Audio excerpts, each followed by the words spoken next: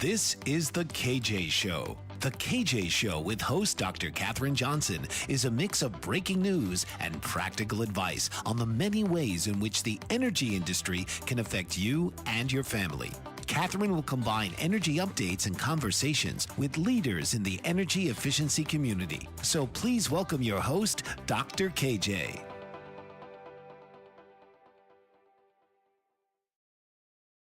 Hello and welcome to the KJ Show. I'm Dr. Katherine Johnson and you're watching my new show on my new YouTube platform. Thanks so much for tuning in.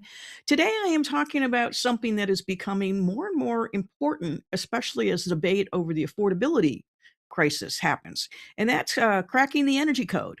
Because you may not realize it, but there are building energy codes that are enacted by different states and different jurisdictions that actually may be good for energy savings and also may increase the cost for houses that no one can afford to buy. So I want to talk about that today, but I always like to start with something fun. And so breaking news is you cannot make this stuff up. So Al Gore's at it again. He went to Davos a few weeks ago and, they got all together in their private little jets. And he basically now has a new idea to help us protect us from climate change, which of course hasn't happened the way he predicted it. So Al Gore thinks that the real problem with climate change is that we eat too much food. You want to put the picture up. So he really wants to pay farmers to grow less food. How is that a good idea on any level? The federal government subsidizes farmers through a program called crop insurance. So Gore wants to flip that on its head and basically say, instead of helping farmers grow food, he wants them to use money to incentivize them to grow less. Okay, that doesn't make any sense either, especially since farmers are supporting not just American households, but they do export quite a bit of wheat and soybeans to other places like China. He dressed it up in fancy language like regenerative agriculture and social vitality. But if you take away all the buzzwords, what he's really trying to say is farmers are producing too much food too fast, and the government should bribe them to stop. Now, mind you, we have hungry people in this world that would probably love to get our excess food, and I'm sure we do send our food to those places. The incentives have been known to produce as much as possible, as quickly as possible, fence row to fence row. That is a bad thing now. In Gore's world, those amber waves of grain are a climate crime.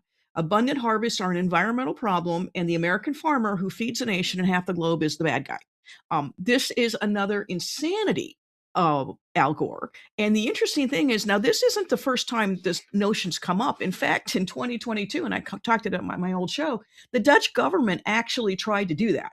They tried to they forced down 3,000 farms into meet EU Union climate targets. They forced 3,000 farmers out of business. They didn't regulate them. They didn't tax them. They just shut them down. And the farmers who worked for the land for generations told them to pack up because Brussels bureaucrats decided cows produce too much methane. Well, the Dutch people revolted. A pro-farmer party came out of nowhere and won 15 seats in the parliament the next year. And turns out people don't like it when climate change elites want to destroy their food supply. I don't know if you remember me talking about that story or seeing the pictures, but the farmers rode their tractors into Amsterdam and threw tomatoes and they rode into Brussels and threw tomatoes at the regulators, the legislators, and it didn't work. I think we need food, especially places like Netherlands or Amsterdam, where they don't have, they have to rely on others. It's a little country. They need help from others too, and the farmers need a living. So anyway, and then another story that I talked about in a previous show, I want to do a quick update. I don't have a visual on this one, I'm sorry. But apparently, a group of scientists have reluctantly determined that geoengineering will not save us from global warming. We needed a study to tell us this. The research team at the top ice and climate scientists debunked some of the speculative technology climate fixes for preserving the polar ice caps. They wanted to put in basically things to block the sun.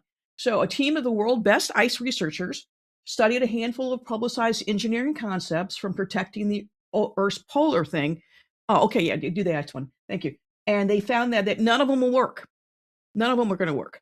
The peer-reviewed research shows that some of the untested ideas that I've talked about in previous shows included dispersing particles into the atmosphere to dim sunlight, or trying to refreeze ice sheets with pumped water, could actually have unintended and dangerous consequences. No kidding. Why do we think we should be messing with Mother Nature and dimming the earth? That is a plot point from a movie I'm sure someone's seen. The various speculative notions have been floated. They're saying it's mostly a PR story, that they're trying to, kind of raise the profile of these unproven ideas. But the thing is that putting upper air particles pumping air particles in the upper atmosphere isn't going to really solve anything, and it's going to cause problems because then you're blocking the sun. And what happens when you block the sun? People die, plants die, earth, things don't work the way they're supposed to. The research has shown that the particle-based sunlight dimming concept could shift rainfall patterns and like seasonal monsoons into which are critical for agriculture in some areas, and intensify regional heat in other areas, precipitation and drought extremes. The author of the paper also wrote that some of the mechanical interventions that they're trying to preserve the ice would likely disrupt regional ocean ecosystems, marring including the marine food chain and the krill to the giant whales. The lead author says that the promotional geoengineering narrative with science-based evidence is showing difficulties and unintended consequences. They are climate band-aids at best.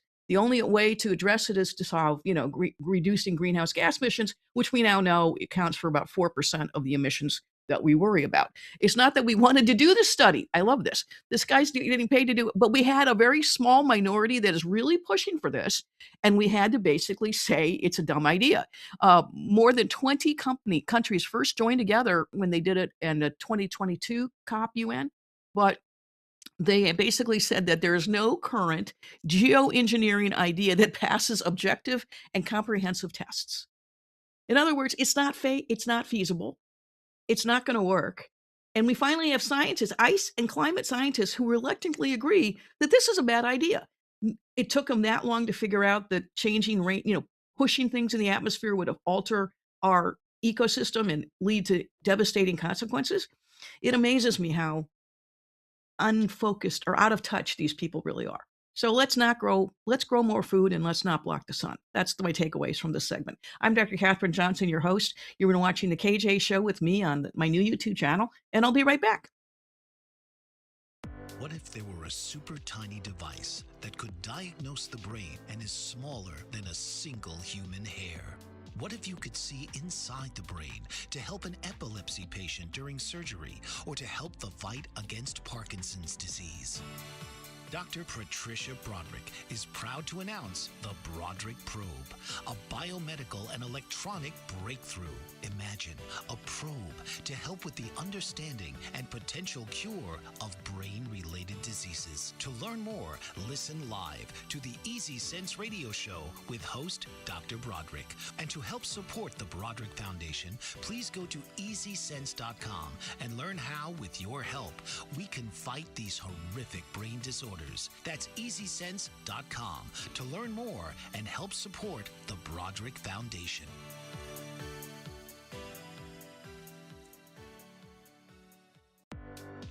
Author, radio show host, and coach John M. Hawkins reveals strategies to help gain perspective, build confidence, find clarity, achieve goals. John M. Hawkins' new book, Coached to Greatness: Unlock Your Full Potential with Limitless Growth, published by iUniverse. Hawkins reveals strategies to help readers accomplish more. He believes the book can coach them to greatness. Hawkins says that the best athletes get to the top of their sport with the help of coaches, mentors, and others.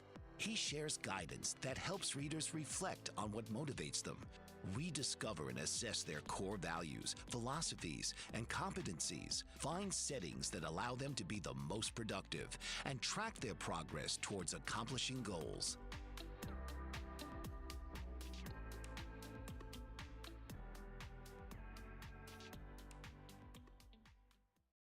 Hello, and welcome back to the KJ Show with me, Dr. Katherine Johnson, on my new YouTube channel. Thanks so much for tuning in. Today, I'm talking about the energy code, the fact that there are energy codes, and we're cracking the energy code. Now, energy codes came about during the oil embargo in the 70s, and they were sort of innocuous to begin with. But actually, I've been doing a lot of research for some of my clients about energy codes and their and their advancement and all kinds of interesting things. And turns out energy codes can also be a very effective tool to force builders to build energy houses with improvements that people may not want. So it's not everyone doesn't favor it. So I'm going to talk about the pros and cons today. First of all, let's start by explaining what are energy codes. So building energy codes are similar to other types of codes that builders have to follow to make sure that the building is safe and not going to fall down and is going to survive disasters and things like that. So, but these are basically in place for primarily new and renovated properties. It's hard to go back and retrofit existing buildings, though they are trying in certain jurisdictions to require retrofits in buildings, but that's another topic for another day. So basically, they regulate how residential, family, multi-use, commercial, pretty much every building type out there, and what kinds of energy equipment should be installed and what the mandates are. They basically are essential for promoting energy efficiency in buildings because people won't do it on their own. And they provide guidelines to make sure that the construction model meets standards for energy performance, safety, and quality. The codes are updated regularly through a consensus approach. They basically update them every 3 years, and they have a bunch of different governing agencies that regulate these codes. The model energy codes are produced by the International Energy Conservation Code and ASHRAE, which is an acronym for an engineering society that is very, very always putting together codes and standards that engineers rely on. So the energy codes are, really important in terms of building houses and buildings, and pretty much anyone in the construction industry knows about energy codes. Now, they're not necessarily uniform around the United States. I think we have a model that says each state sort of has its own energy codes. We have that map. And that basically they kind of decide what they want to enforce or what they want to regulate. I think we have a map, right? Oh, it's the maps in the next segment. Okay, well, why don't we put it up now? Because I'm talking about it. No, never mind. Put up the other chart. There we go. So basically, energy codes, they're saying that what they want to do is, because we're having energy codes, we're actually going to be able to save energy and reduce building costs over time. Then this is what they're claiming, that they're saying that, if you put in site savings, energy quads, you're going to actually by 2040 save, $9.34 billion in energy costs, which may be true, but that's only part of the question. What about how much is it going to cost to save $9.32 billion? Hopefully it's not $9.4 billion. So they basically have said that the energy savings have basically been 91 million a year cumulatively, and that energy is, they're going to save energy. You can put that chart down. They're going to save energy, but there's also other issues at play.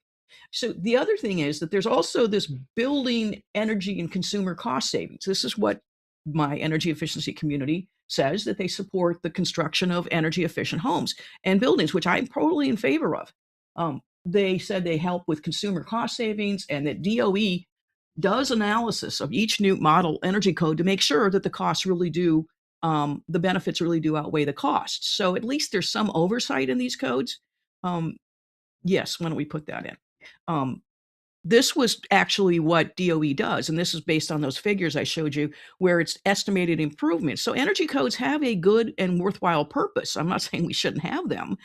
And we can save all kinds of energy. I know it's kind of an eye chart, but it's basically saying that if we build more energy efficient homes and buildings, we're going to save a lot more energy. Makes sense. And I agree. And I agree with that. We can take that down. But the DOE is also required by law to make sure that the new energy codes aren't overly burdensome or actually do lead to improvements. They want to make sure that every new code is actually a better improvement than the previous codes. But you also get to the law of diminishing returns. If a building is 90% efficient, how much is it going to cost to get to 99% or 100%? Is it worth it? It's like the last mile discussion. Assuming that it's positive, then the energy codes is approved by DOE. And then the National Energy Code was first, it's adopted all around the country at different levels, and I'll talk about that in the next segment. ASHRAE was the first one to actually develop a National Energy Code in 1975, and after that it was updated periodically. But around 2000s, it became sort of a thing, a strategy, if you will, that energy organizations started using to say, hey, we can update the energy codes and sort of force builders to build more energy efficient homes.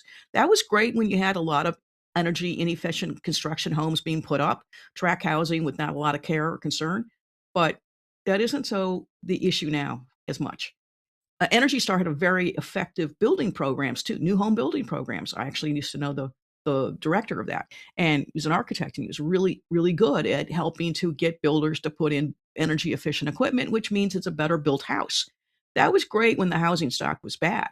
We're getting to the point now where we have bad housing stock, but it's existing buildings, and it's really hard to influence existing buildings without tearing them down and building them again.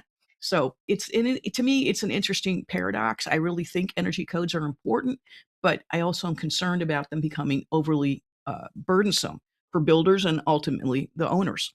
They all the figure I put up before basically summarized how energy codes have been saving energy. They're thinking that it's going to save $182 billion if everything's enforced 2010 to 2040.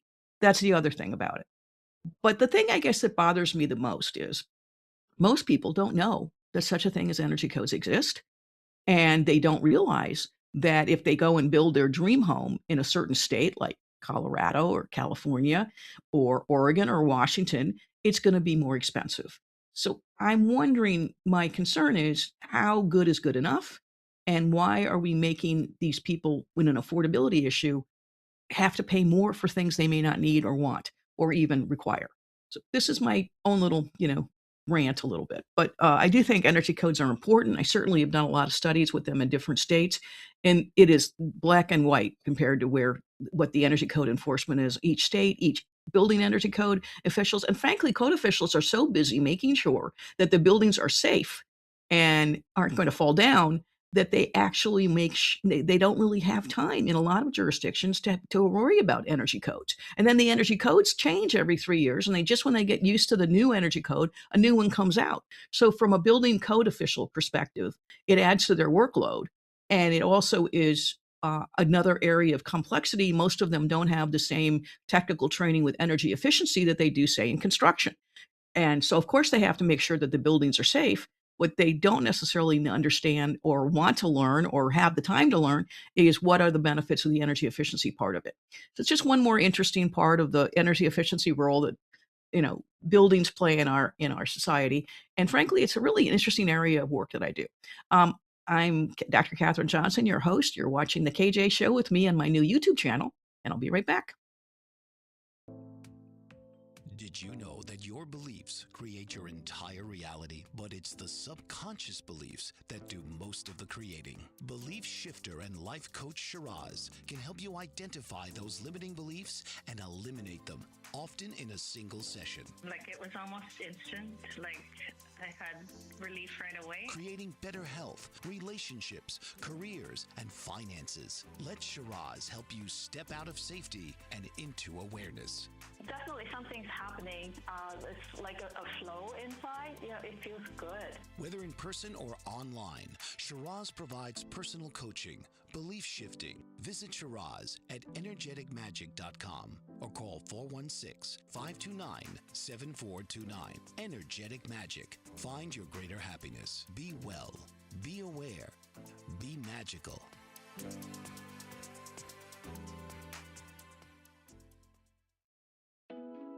Are you struggling to care for elderly parents or a spouse? Do you wonder if being a caregiver is making you sick?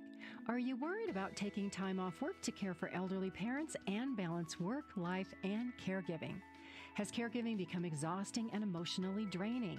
Are you an aging adult who wants to remain independent, but you're not sure how? I'm Pamela D. Wilson. Join me for the Caring Generation radio show for caregivers and aging adults, Wednesday evenings, 6 Pacific, 7 Mountain, 8 Central, and 9 Eastern, where I answer these questions and share tips for managing stress, family relationships, health, well-being, and more.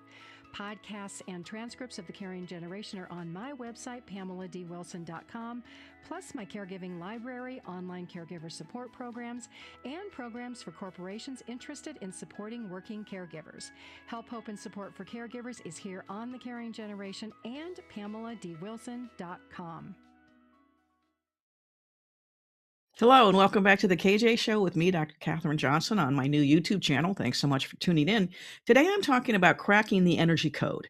And I bet you some of you didn't even know there was such a thing as an energy code. I'm sure you knew about building codes, but that energy codes too? It's an interesting approach that regulators have used in the last 20 years to really force improvements in energy efficiency in new construction. But energy codes may also directly increase upfront construction costs because they mandate that you must install higher efficiency materials, systems, and labor requirements, which are all more expensive.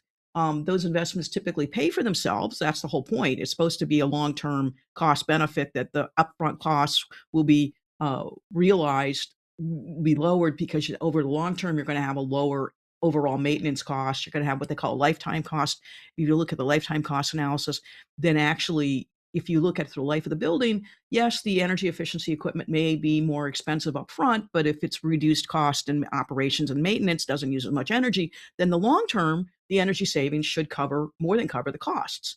And that's just something that I still believe happens when you make very good strategic improvements and when you're actually taking a building that has been maybe energy inefficient and you're improving the quality of the equipment.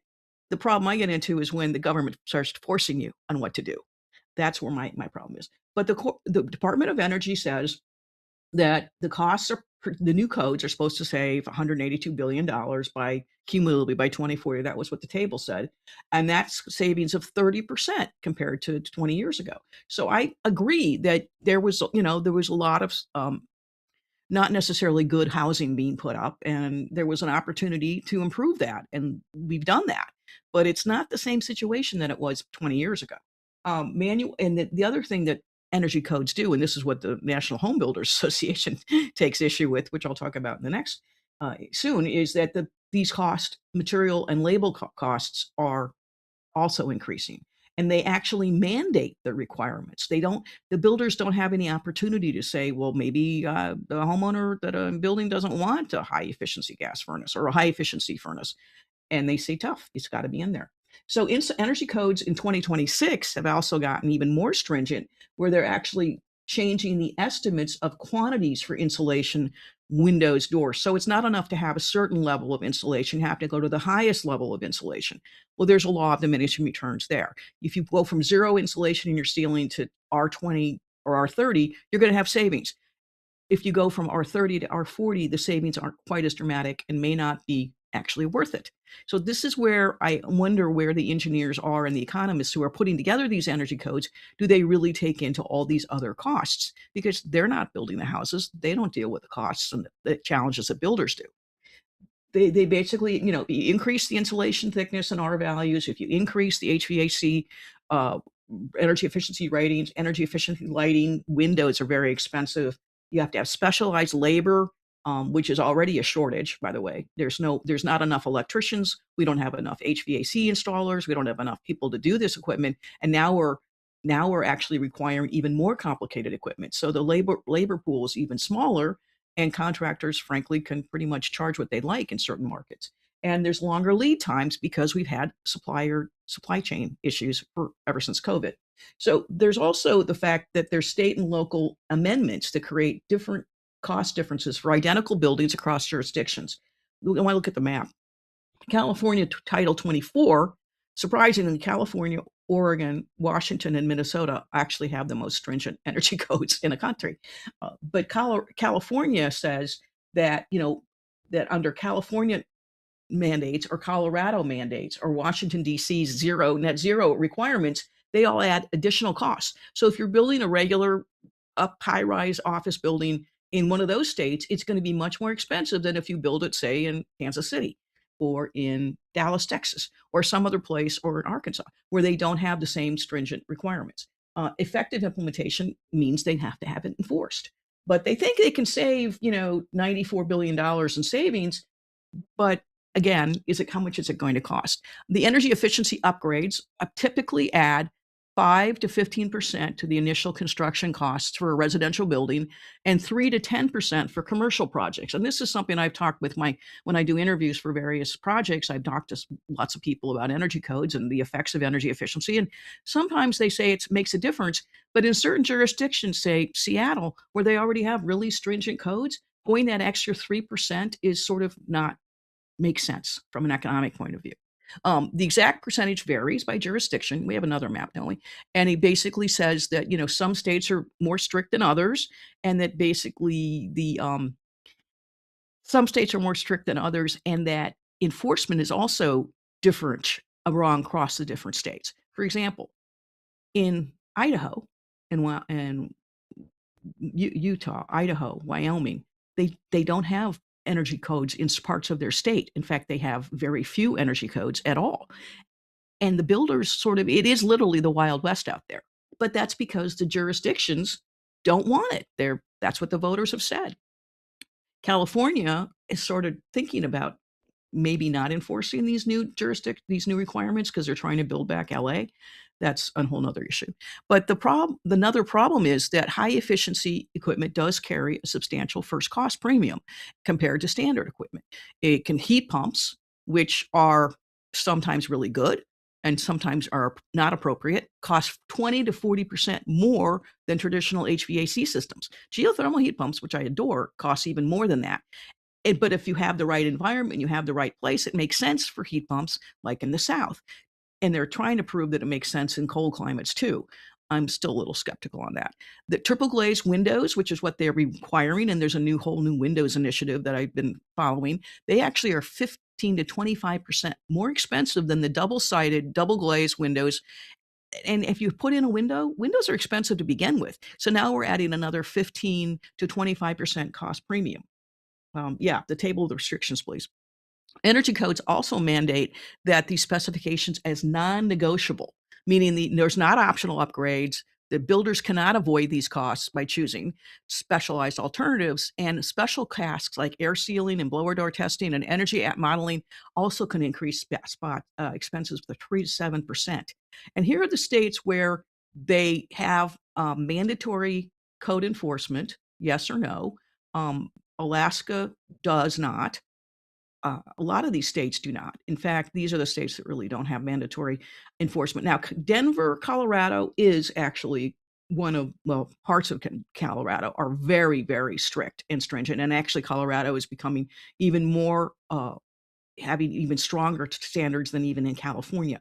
So parts of Colorado, it becomes very expensive to build a new home or building because of the energy codes. We'll talk more about that in a minute. I'm Dr. Katherine Johnson, your host. You're watching The KJ Show with me, Dr. KJ, on my new YouTube channel. I'll be right back.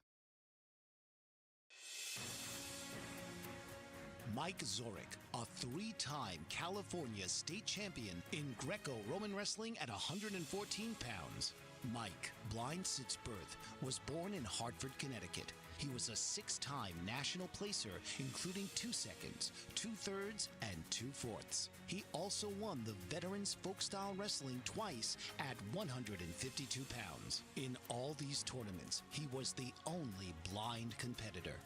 Nancy Zorek, a creative spirit whose talents have taken her to the stage and into galleries and exhibitions in several states. Her father, a commercial artist who shared his instruments with his daughter and helped her fine-tune her natural abilities, influenced her decision to follow in his footsteps. Ms. Zorek has enjoyed a fruitful career doing what she loves. Listen Saturday mornings at 12 Eastern for the Nancy and Mike Show for heartwarming stories and interesting talk. Master of words, powerful player. What life-changing words can Dr. Janet Smith Warfield pull out of her magical toolbox that just might mysteriously open a door you never knew was there? A door to free yourself from fear forever. Transform your rage into right action. Release your guilt. Position you into a life of freedom, purpose, passion, power, and peace. All quite suddenly, unexpectedly, and almost miraculously, with no effort on your part. Join Dr. Janet on Dancing with Words, Dancing with Wisdom, as she and her guests show you how words map our experiences, immersing you in a sound bath that relaxes your muscles, opens your mind, and supports you in co-creating your extraordinary life.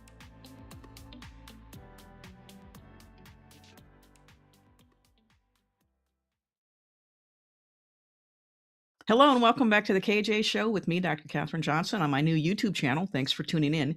And polar bears, in this section of my show, I always like to talk about something that maybe we could have a discussion, not necessarily related to energy. It's kind of like a break, but polar bears have become the symbol, right, of climate change. Al Gore with the polar bears and their melting ice caps, and the Coca-Cola people somehow took polar bears and they're portrayed as these cuddly little animals. Polar bears are not cuddly. They are they are big, horrible. I mean, they're not horrible. They are big animals that can kill you very quickly. And by the way, if the ice melts, then the polar bears can eat the fish. So there's another study out there, another study that people didn't really want to do, but it kind of disputes the accepted science of polar bears and climate change.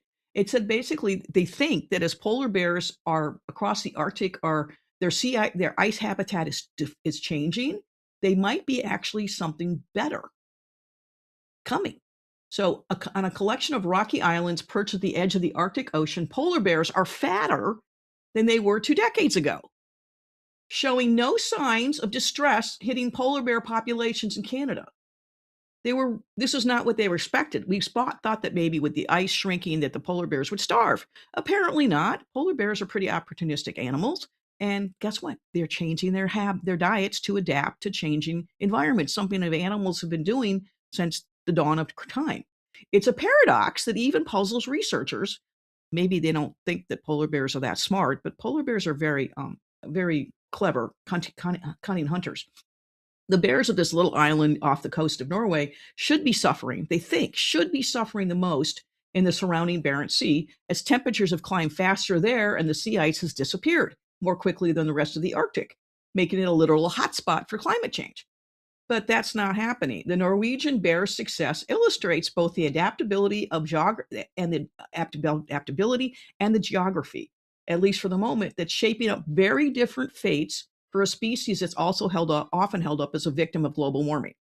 Turns out not so much. What we see in this little island is that polar bears are doing just fine, according to the study John Ayers, a polar bear ecologist in the Norwegian Polar Bear Institute, and the writer of this new study. How do you get a job as a polar bear ecologist? It's amazing. So a recent study warned that if the world continues to put out our greenhouse gas emissions, and if we believe Al Gore, we're all going to die, then of course the Arctic will be suffering and the polar bears will die. The true problem is that the sea ice is critical for bears to catch ringed seals, the cornerstone of their diet. Seals are most vulnerable to becoming bear meals in the spring when they flop on the ice to birth and nurse their pups, and in the summer when they warm themselves. So the loss of the sea ice they think driven by climate change, is one of the prime reasons why polar bears along the Beaufort Sea in Alaska have also been linked to declining health and reproduction. But bears in Norway are looking at 25 years worth of data, and from 770 polar bears, and they found out that after the diet went down for a while, but now it's coming back and they're really much fatter than they used to be. Mostly it means they're putting on fat. He said over the course of 2 decades, the improvement is equal to a 400 kilogram male putting on an extra 50 kilograms. Obviously, Ozempic's nowhere in the sight. I still have a hard time telling why they should be in better and better condition. He's a polar bear expert, and he doesn't understand why the polar bears are healthier than they used to be. Because they found better things to eat, maybe. While the number of ringed seals are shrinking around this area, the animals are bunching together, making it easier for the polar bears to get them. And the polar bears may also, they figured out, dining on a wider variety of creatures. Well, yeah, of course, I mean, this is ridiculous. Of course, they're going to be dining on other things. This is the whole point of hunting. If you can't find the rabbits, you switch to something else you can find to eat. That's sort of what opportunistic bears do. And bears also eat vegetables and fruit like berries. Anyway, the bears might be dining on a larger variety of creatures, including including walruses, which are much bigger than seals, and harbor seals. And also, they also make them possible for actually more sources of calories. The other thing is interesting. Besides eating walruses and seals, they also think that maybe they've developed a taste for land animals like reindeer. The bears may have been chasing down reindeer, and scientists have also noticed they discovered bird eggs. My thinking is they've been doing this a long time, and the scientists just didn't know it. But and because they thought, oh, the bears are losing weight, it's climate change. Well, no, these bears are pretty smart. So they also have saying that they actually analysis of their blood found that their diet is shifting towards more terrestrial food sources. In the sea that straddles between Alaska and the tip of Russia, polar bears aren't showing sign of distress either. So there is this alarmist belief that polar bears, the ice caps are melting, polar bears are going to die. No, again, the climate scientists do not give nature enough credit. Nature, species, animals, humans, we adapt. We change. We reflect. We move from place to place. So do bears. Go to better hunting grounds. They also say that basically, I'm sorry, I shouldn't say that. What these studies have shown is that what scientists think they know about a subject, like a polar bear expert, isn't necessarily correct or factually correct, or their understanding is incomplete. This is why science is never a settled subject. You have to keep investigating it and trying to figure out all the different things, because why are polar bears getting fatter? Well, this polar bear ecologist has no clue. Maybe because they found a better way to eat, and maybe it's an easier way to eat than go punching through the ice and trying to get the fish or the seals. I think it just shows you that climate change is, again, not happening, and it's certainly not happening in the ways that the scientists predicted it. We are not underwater, like Al Gore said we would be. The polar bears are not dying, they're getting fatter. The theories about climate change have been completely discredited and have been discredited for 20 years, yet still we have to hear all these things, and we have to be told all these terrible things about how terrible human beings are on the planet, when in fact, the nature does just fine without us. I've said that several times before. I think what I get most upset about when I think about climate change is they don't give the Earth enough credit. The Earth has been around and it's adapted to climate changes, heat, and little ice age and freezing things. I mean, the Earth is very resilient. The oceans are very resilient. Animals are pretty resilient too, which is what Darwin was talking about with evolution. So if you believe in evolution, why would you think climate change is going to destroy the planet? Wouldn't the animals and people, humans, adapt and evolve just like the birds did and the polar bears are doing? To me, it doesn't make any sense. This is why I've never believed in the science of climate change, and I never will. I'm Dr. Kathryn Johnson, your host. You're watching The KJ Show with me, Dr. KJ, and I'll be right back. Author, radio show host, and coach John M. Hawkins reveals strategies to help gain perspective, build confidence, find clarity, achieve goals. John M. Hawkins' new book, Coached to Greatness: Unlock Your Full Potential with Limitless Growth, published by iUniverse. Hawkins reveals strategies to help readers accomplish more. He believes the book can coach them to greatness. Hawkins says that the best athletes get to the top of their sport with the help of coaches, mentors, and others. He shares guidance that helps readers reflect on what motivates them, rediscover and assess their core values, philosophies, and competencies, find settings that allow them to be the most productive, and track their progress towards accomplishing goals.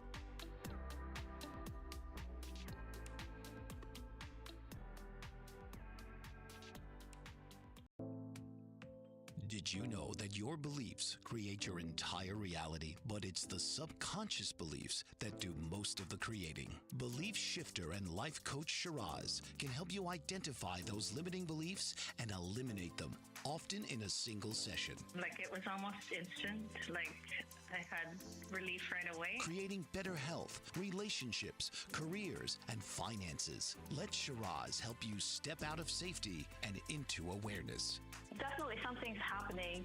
It's like a flow inside. It feels good. Whether in person or online, Shiraz provides personal coaching, belief shifting. Visit Shiraz at energeticmagic.com or call 416-529-7429. Energetic Magic. Find your greater happiness. Be well. Be aware. Be magical.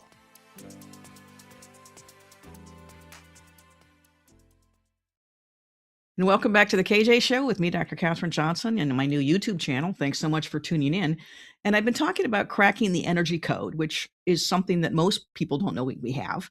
And there's been a big debate raging over the energy codes, too, not surprisingly, led by the National Association of International Home Builders. Why? Because they're the ones who build the homes. So, and actually, there are conferences next week, and I'm going to be paying a visit to see what kind of new, interesting building materials are out there. So, stay tuned for that. But adopting new building energy codes isn't enough. You have to also enforce it. And in some jurisdictions, like in Idaho, they don't have enough ability to enforce the existing building codes, much less the energy code, so they don't enforce it. So depending on where you are, if you're an expensive state like California or Colorado, where they can afford to enforce it, your house is going to be more expensive than, say, Wyoming or Utah or Idaho. So building codes are important to promote energy efficiency. And again, I'm a big fan of energy efficiency. I've been doing that my whole career. But in order to achieve the results, sometimes the costs outweigh the benefits. And so the benefits can only be realized if the municipalities actually enforce the energy codes, which of course requires cash and money. But it also requires a workforce that's trained, access to technical assistance, and coordinated policy and engaged community. Well, those things are, perfect for California. It's not going to work in Idaho. Costly, and so the NAHB, the National Association of Home Builders, had a hearing. This was under the Biden administration, and they basically said that if you build if a National Association home builder, custom home builder from Wichita, Kansas, said that the increasing inventory of new single-family and multifamily housing is actually critical to increase energy for housing affordability, and that eliminating excessive regulations is essential to help boost the nation's housing supply. So here the Republicans and the Democrats have both been talking a lot about affordability issues. Housing isn't affordable. Well, if you force energy improvements to increase the cost of the house, how is it even more affordable? It is. That's the conundrum.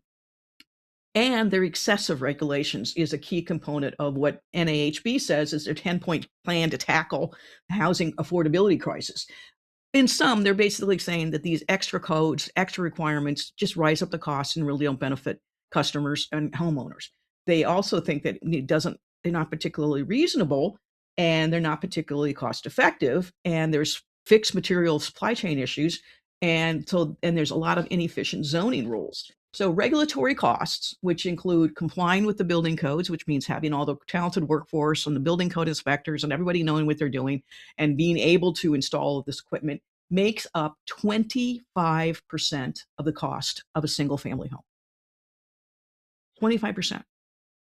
That's more than 40% of a cost of an apartment or something else.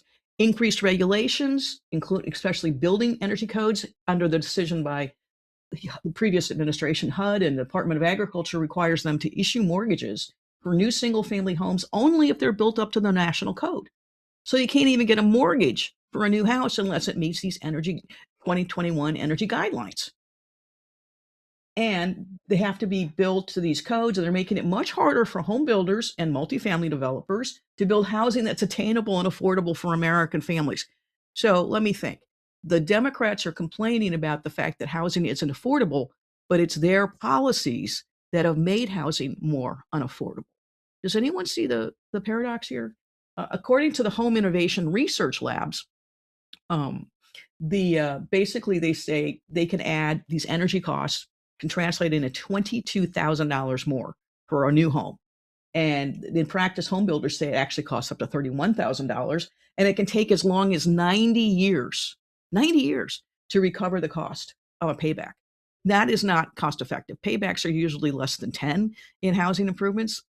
90 is probably longer than the lifespan of the house. Harris also noted that they're already having damaging effects in the housing market in Kansas City, where the builders are saying, okay, we can't afford to build any new houses, so we won't. So there's a housing shortage. As a result of adapting these stringent energy codes, Kansas City has seen a 22% decreased single-family construction permits in January and February compared to last year, and excluding but outside the metro area, they've seen a 117% increase. Gee, people are going to go buy houses where they're cheaper, where they're affordable. These increased requirements also have stringent the codes, and also the debate is becoming a real problem. I was doing some additional research and I found out that in certain places like California, or Colorado, actually Colorado, they are required to put in things that the homeowner doesn't want. Like they have to be able to have a solar PV charger, EV charger installed. They have to have the roof able to support solar PV. So they're making them pay. Go ahead. They're making homeowners pay for things that they may never want or use. And this is really an issue. This shows how the construction has gone down over time in certain metro areas. And that's a concern as well. And this is a hard chart to read, so we can just take it away. So now an interesting thing is happening. This is what new construction looks like. Seattle, which is known for having one of the most stringent energy codes in the country. They're on what we don't call the leading edge. They're on the bleeding edge of technology when it comes to energy codes. Well, the former mayor actually said, maybe we should start pushing back because guess what? Seattle businesses are leaving, not just because of the energy codes, but because also it's just becoming more expensive to live there. But the former mayor, not the current one, wanted to actually pull back on enforcement of some of these energy codes because it was making it too difficult to build new homes. The change would represent a break from past practice in which Seattle has adopted more stringent energy codes than any other ones in the country. And it is also, they want, pushing energy efficiency is ultimately push statewide standard even further. But they would only go back to the 21 Washington Energy Code, which is, just been updated. Other states are thinking about this too. New York is thinking that, and Vermont are thinking that maybe they need to reconsider their energy codes and realize that if you have a housing crisis, you don't have enough supply for the demand, you have affordability, the houses are too expensive, then maybe pushing the latest and greatest solar technology, such as solar PVs on roofs that people don't want, or EV chargers on cars they can't afford, maybe that's not where we need to go. The other thing that's concerning to me is in certain states, like Colorado, they are forcing electrification on people. They won't give you a building permit for if you have a gas stove unless you have an electric hookup. Well, wait a minute. Whatever happened to choice? And by the way, electricity is 4 times more expensive than natural gas, also increasing the overcost. So there's all rolling together, and it's becoming this bureaucracy that is creating these additional costs that aren't what customers want, haven't been approved by voters, and have just been this is why we have a crisis. Building energy codes, stringent ones, are partly to blame. And we don't hear about it much, do we? I'm Dr. Kathryn Johnson. You're watching The KJ Show with me, Dr. KJ, and I'll be right back. Are you struggling to care for elderly parents or a spouse? Do you wonder if being a caregiver is making you sick?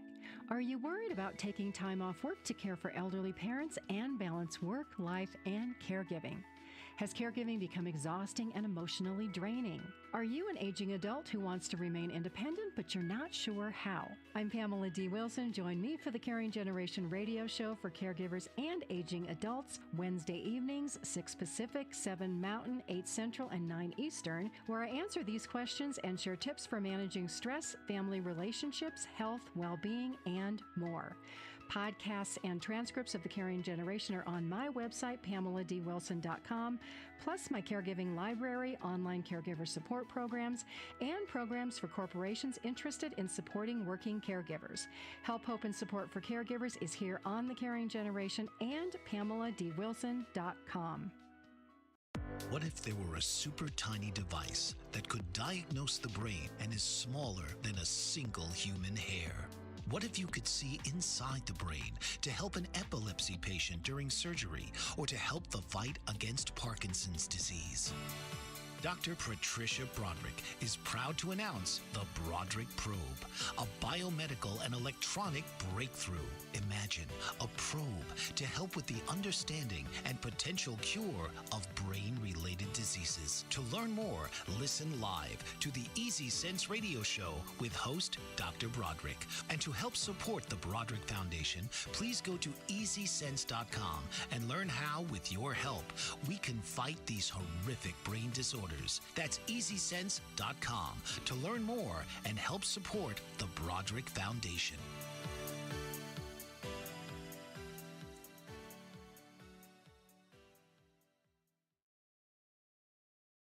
Hello and welcome back to the KJ Show with me, Dr. Katherine Johnson. You're watching on my new YouTube channel. Thanks so much for tuning in. And I always like to end the show with some fun stuff. So this is fun, I gotta say. So I put up the picture last 2 weeks ago, basically, not even 2 weeks ago.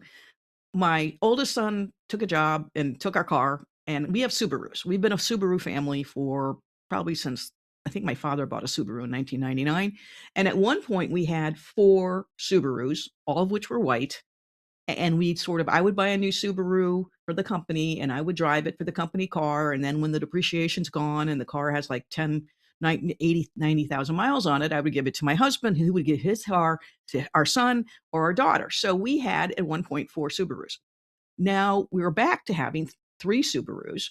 And the reason is they are just fabulous cars. So I finally am now taken the plunge and bought a hybrid, a Forester hybrid. And this was news to me. I wasn't really going in thinking I was going to buy a hybrid. I went in taking a loaner car because my current Subaru, the previous one, has 90,000 miles on it. And it went in for its 90,000 mile checkup and they needed to get some parts to fix it, which were covered by warranty. So I was able to test drive a car, which of course is the whole point of service dealers, right? So this new Subaru, I tested the other line. It wasn't the hybrid. And I was thinking, well, I wonder how much this car costs because I really like this car. Well, the dealer is offering special promotions on their hybrid. So if you want to see the next picture, and I have to say, I was not really sure I wanted a hybrid. I certainly don't want an EV, but the hybrid, it was sort of surprising to me. And if I'm a reluctant convert to hybrids, this is a remarkable journey. So what they did is it's so cool inside. First of all, it's very, very quiet. In fact, it's so quiet that basically shifts into hybrid mode or electric vehicle mode when it's idling, when it's parking, when it's low speeds, and then it shifts into the internal combustion engine when you actually need it, like to go on the highway. So far, I put almost 200 miles on it, and we are still way above 3/4 of a tank of gas. Theoretically, it's supposed to get 581 miles to the gallon. We'll see. I'll test that out, but that's another cost savings, and that won't take 90 years to pay back. The other thing that was really interesting to me is they have all this new modern technology. And the thing about Subaru that I really love is it's safe. I have driven Subarus in wind conditions through blizzards in Colorado. I have driven them in icy, sleety Washington, D.C., black ice situations. Subarus are very, very safe. And that's why I got them, because I frankly didn't want to be caught in the mud or the snow or the ice in a car that isn't safe. And I love the fact that in this one is even safer. It has more airbags. It has more amenities. I mean, it's wonderful to drive a car with all the fun gadgets, but it's also one of the safest cars on the road, and they last forever, which is why they have the highest brand loyalty of probably any car dealer, brand. I think 80 or 90% customer loyalty with Subarus. And the other reason I love it, and you can show the next one. The other one is this is what my car actually looks like. It is a white Subaru. I had a black one for a long time. We used to have only white cars, and I thought we'll do a black one. And then I moved to Florida going, why do I have a black car? It gets hot. So now I'm back to white, but it is like a snow princess. It is not that it's going to see snow anytime soon, but it is, to me, I have to drive for work. I have to have a place that I can, do hands-free telephone very safely. I can even my electric, it charges my iPhone. There's an iPhone charger. And in the back, my sons love it because they can plug in their Game Boys or whatever and charge it in the back. So it's not just a practical, safe, convenient, reasonably priced car. It's also fun to drive. And that's the other thing. If I have to drive a station wagon, which is essentially what it is, why don't I drive a cool looking station wagon? And you know what? We need the station wagon capabilities. We need to be able to put our sailboat in our car. We have one that folds apart and fits in our car, sort of. And we also have other, books, and we're in the middle of moving. So we have all kinds of things. So we always need the cargo space. So we never really had a choice. Once we gave up our van, we needed cargo space, which is why we went to Subarus. And I'm really happy we did. And I'm not getting paid for this Subaru commercial, I promise. But I really want to know that I wanted to share that my new Subaru is now up and running. My son named it Thunderbolt, because what is Thunderbolt? White lightning. And it has a hybrid car. So I'm really excited, and I wanted to share with you the fact that I now have a new car to tool around in Winter Park, Florida, where it'll probably never see snow. But that's okay. We get rain. I'm Dr. Katherine Johnson. Thank you so much for watching the KJ Show with me, Dr. KJ. And I'll be back next week with some more fun stories and tips and energy discussions. Have a great week. This has been The KJ Show. Tune in next week as Katherine shares her insights to current changes in the energy industry while drawing on her experience as an energy efficiency consultant for the past 30 years, right here on The KJ Show.